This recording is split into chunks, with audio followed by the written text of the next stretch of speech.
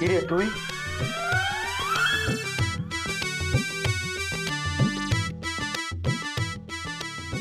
কোন সাহসে তুই রান্নাঘরে ঢুকছিলি?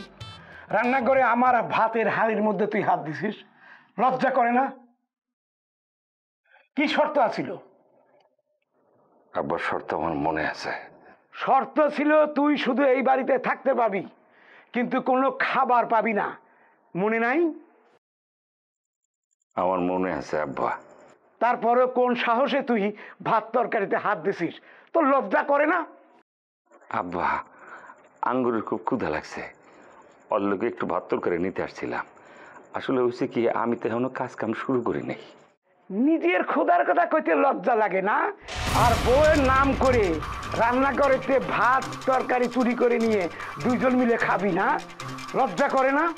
এই মুরত থাকলে কামাই করে খাইতে পারিস না? জসিমের বাপ, সামান্য কটা ভাতের জন্য নিজের ছেলের সাথে এরকম ব্যবহার করলা? এইটা কি ঠিক? থামো। ঠিক বে ঠিক তোমার কাছে শিখতে হইব না। আব্বা তোমার কি মনে হয় আমি নিজে ভাত খাওয়ার জন্য এই ভাত চুরি করতে আসছি? আরেক বাড়ির মেয়েরে আমি ঘর করে নিয়ে আইছি, তারে যদি এটুকু ভাত দিতে আমি না পারি, তার কাছে তো আমি ছোট হয়ে যাবো আব্বা। সে এটা মনে করবো না আমার মতো পোলারে বিয়ে করা তার ঠিক হয় নাই? আরে আমি তো চাই সে এইটাই ভাবুক, সে বুঝুক প্রেমের বিয়ের মজা কত। ঠিক আছে, তোমাকে ভাত তরকারি নিলাম না। জসিম, জসিম শোন বাপ, শোন।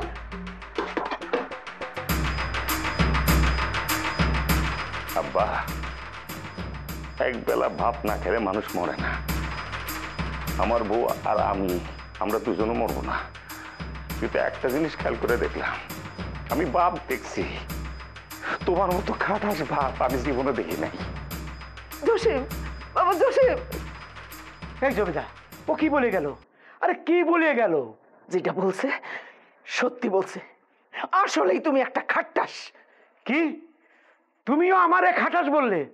এই তোমার মতো মায়ের জন্যই ওরা আমি মানুষ করতে পারলাম না, ওর জীবনটা ধ্বংস হয়ে গেল।